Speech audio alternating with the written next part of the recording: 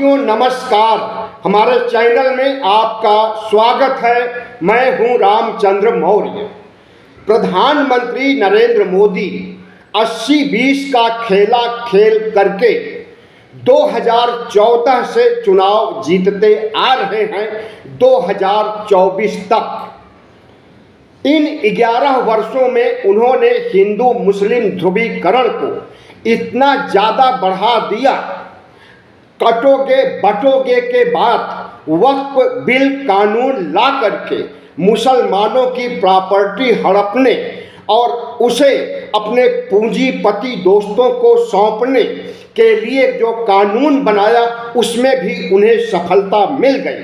तो जाहिर है कि नरेंद्र मोदी 80-20 के खेला को लगातार बढ़ाते जा रहे हैं, लेकिन कांग्रेस के पास ऐसा कोई ब्रह्मास्त्र या हथियार नहीं था।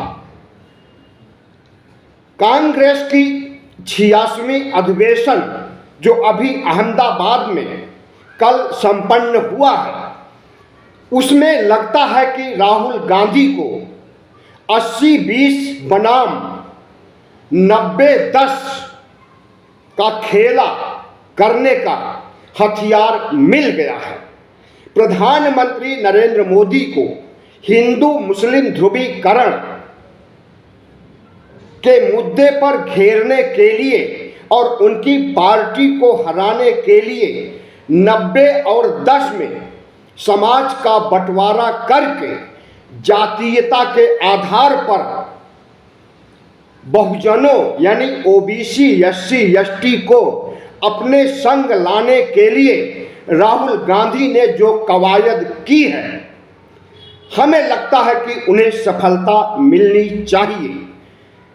जिस तरह से राहुल गांधी लोकसभा चुनाव के दौरान से ओबीसी एससी एसटी के हक अधिकार, ओबीसी जनगणना कराने की मांग कर रहे हैं और जिस तरह से संसद भवन में प्रधानमंत्री नरेंद्र मोदी के सामने उन्होंने जातीय जनगणना कराने की मांग रखी और प्रधानमंत्री नरेंद्र मोदी जब इसे नज़रअंदाज करने लगे तो राहुल गांधी ने चेतावनी दिया कि अगर आप ओबीसी गणना नहीं कराएंगे, जातीय गणना नहीं कराएंगे तो हमारी सरकार बनेगी तो हम कराएंगे और जो 50% का आरक्षण पर कैप लगाया गया है, इस कैप को भी उठा करके फेंक देंगे। राहुल गांधी अहमदाबाद की बैठक में बहुत आक्रामक मुद्रा में नजर आ रहे थे और अब राहुल गांधी जब 90 और 10 का खेला खेल रहे हैं, 80 और 20 के खेला को ध्वस्त करने के लिए, तो भारतीय जनता पार्टी और आरएसएस में हड़कंप मच गया है। एनडीए गठबंधन में भी हड़कंप मच गया है। रामविलास पासवान की पार्टी लोक जनशक्ति पार्टी, जिसके नेता चिराग पासवान हैं और मोदी मंत्रिमंडल में मंत्री हैं, उन्होंने खुल्लम खुल्ला राहुल गांधी के साथ जाने की बात, ओबीसी जनगणना कराने की मांग आज की है। उनका कहना है कि हम जातिवाद में विश्वास नहीं करते हैं, लेकिन जातीय गणना पर, ओबीसी की गणना पर हम राहुल गांधी के साथ हैं और उनका साथ देंगे। तो क्या 80-20 और 90-10 के मुद्दे पर एनडीए गठबंधन टूट जाएगा? और अगर चिराग पासवान केंद्रीय मंत्रिमंडल को छोड़ करके त्याग पत्र दे करके एनडीए गठबंधन से नाता तोड़ करके इंडिया गठबंधन में शामिल हो जाते हैं, तो प्रधानमंत्री नरेंद्र मोदी की सरकार को खतरा नहीं उत्पन्न होगा? बिल्कुल नहीं, क्योंकि नीतीश और नायडू का साथ उनके साथ अब भी है। लेकिन चिराग पासवान जब अपनी राजनीति को सुरक्षित रखने के लिए अपनी सियासी जनाधार को बनाए रखने के लिए इंडिया गठबंधन में आ सकते हैं, इसकी चर्चा आज सियासी जगत में दिल्ली से बिहार तक बहुत तेजी से वायरल हो रही है, चल रही है चर्चा, और हड़कंप मचा हुआ है बिहार से लेकर दिल्ली तक कि चिराग पासवान एनडीए गठबंधन छोड़ने वाले हैं जातीय जनगणना को लेकर के। तो चिराग पासवान ने जो आज घोषणा किया है कि वह इंडिया गठबंधन में शामिल हो सकते हैं, राहुल गांधी का साथ दे सकते हैं, क्योंकि राहुल गांधी बहुजनों के साथ खड़े हैं, ओबीसी के साथ खड़े हैं, जिसकी जनसंख्या यानी ओबीसी पिछड़े वर्ग की जनसंख्या 60% से अधिक देश भर में है। उन्हें सिर्फ 27% आरक्षण दिया जा रहा है, और वह आरक्षण भी ईमानदारी से नहीं दिया जा रहा है, उसमें भी कटौती की जा रही है। जबकि ईडब्ल्यूएस कोटे में, जिसका कि कोटा सिर्फ 10% का है, उसे 15 और 20% तक आरक्षण दिया जा रहा है तमाम राज्य सरकारों के अंतर्गत, खास करके डबल इंजन के अंतर्गत। तो जाहिर है कि ओबीसी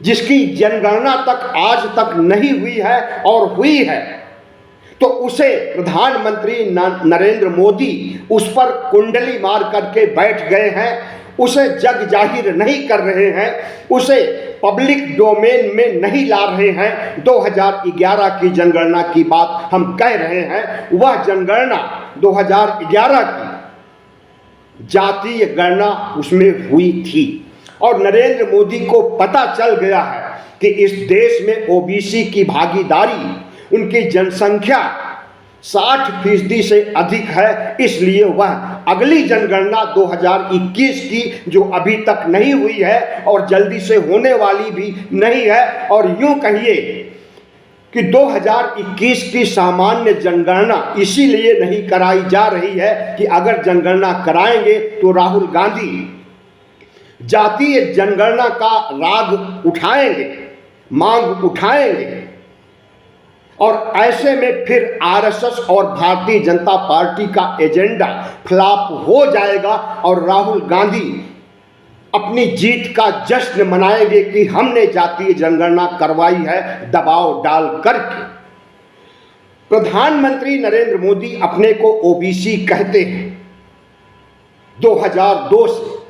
2002 के पहले 1995 में बताया जाता है कि उन्होंने अपने को ओबीसी लिस्ट में दर्ज करवाया था, लेकिन 1995 के पहले वह तेली थे, बनिया थे, और बनिया से एकाएक ओबीसी हो गए।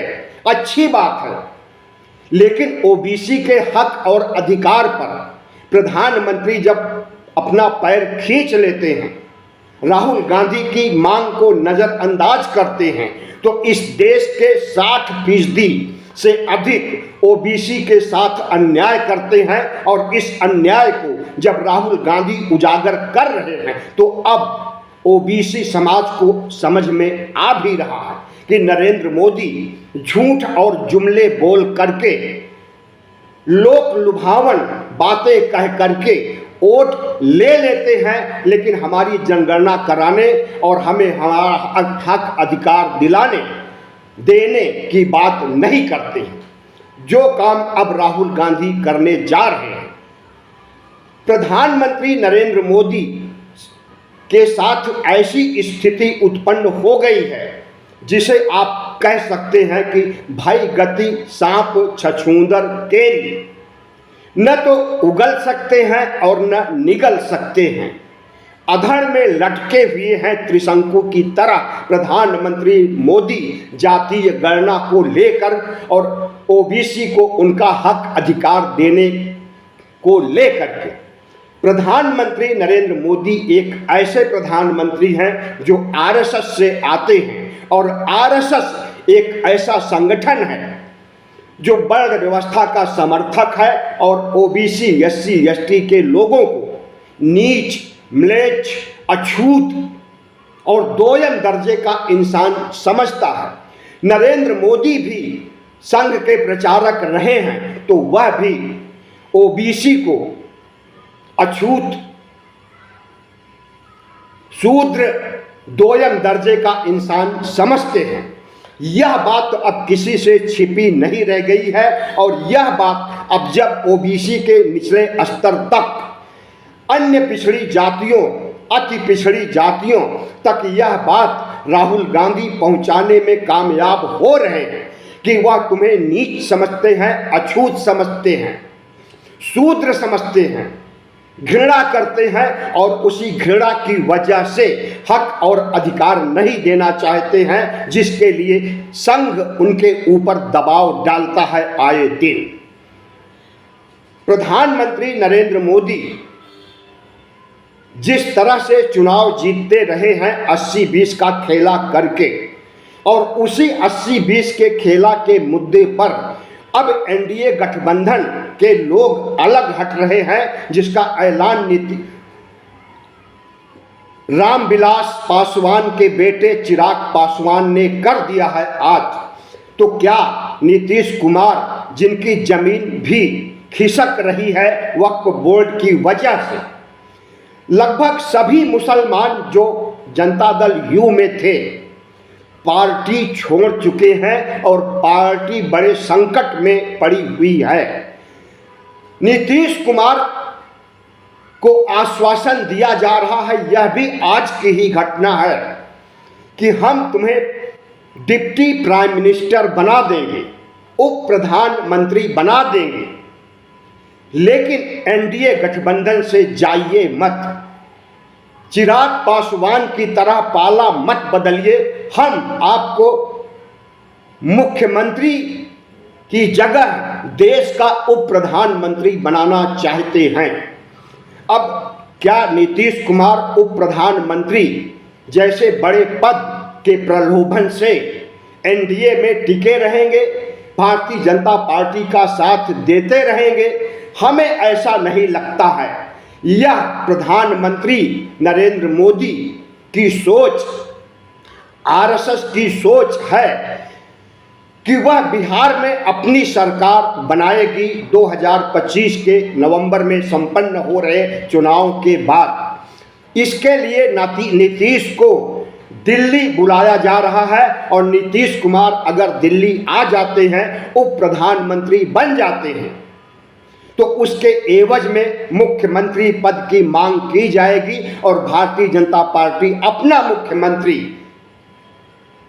जो कि आज तक कभी भी भारतीय जनता पार्टी का मुख्यमंत्री बिहार में नहीं रहा, अपना मुख्यमंत्री बनाएंगे। तो यही सौदेबाजी चल रही है नीतीश के साथ। लेकिन नीतीश जितना मायूस, लाचार और विक्षिप्तता की स्थिति में, मानसिक पागलपन की स्थिति में आ गए हैं, उनके कार्यों से, उनकी कार्य संस्कृति से देखा जा सकता है कि किस तरह से उन्होंने राष्ट्रीय गान का अपमान किया था, किस तरह से उन्होंने महिलाओं के लिए अभद्र भाषा का प्रयोग विधानसभा में किया था, किस तरह से वह मुसलमानों के खिलाफ बयान दिए थे और किस तरह से वक्फ बिल बोर्ड कानून का समर्थन किया था। तो भारतीय जनता पार्टी और एनडीए घटक दलों में जो संघर्ष, जो घमासान चल रहा है, क्या प्रधानमंत्री नरेंद्र मोदी की कुर्सी हिलते हुए नजर आ रही है? क्या प्रधानमंत्री नरेंद्र मोदी से समर्थन वापस लेना चाहते हैं नीतीश और नायडू से भी नरेंद्र मोदी के वैसे संबंध नहीं हैं जैसे संबंध वक्फ बिल पास होने के पहले थे। कोप भवन में नीतीश भी हैं, नायडू भी हैं।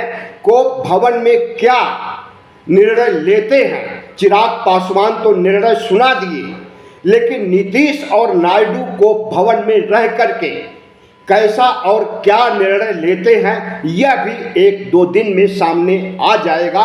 और अगर प्रधानमंत्री नरेंद्र मोदी कि सरकार से समर्थन वापस लेने का निर्णय आएगा, तो उसी के लिए मान मनौवल में लगे हैं और नीतीश को उप प्रधानमंत्री पद देने के लिए आरएसएस के लोग, भारतीय जनता पार्टी के लोग, नरेंद्र मोदी सहमत हो गए हैं। अब देखना है कि राहुल गांधी के 90 और 10, 90 में आते हैं ओबीसी, एससी, एसटी और इकोनॉमिक वीकर सेक्शन, यानी ऊंची जातियों के 10%, गरीब, पिछड़े, दलित, आदिवासी, इन सबको मिला करके 90% होता है। और 10% में आते हैं ऊंची जातियां, यानी सवर्ण, ब्राह्मण, बनिया और राजपूत। भारतीय जनता पार्टी के बारे में कहा जाता रहा है कि यह ऊंची जातियों की पार्टी है, सवर्णों की पार्टी है, ब्राह्मणों, राजपूतों और बनियों की पार्टी है। लेकिन जिस तरह से उसने ओबीसी, एससी, एसटी को जुमले और झूठ सुना करके, सब्जबाग दिखा करके उनसे वोट हासिल करती थी, इसीलिए वह सरकार बना लेती थी। लेकिन अब 80-20 बनाम 90-10 का खेला जो राहुल गांधी शुरू कर दिए हैं, इस खेला के तहत मोदी सरकार भी कुर्बान हो सकती है।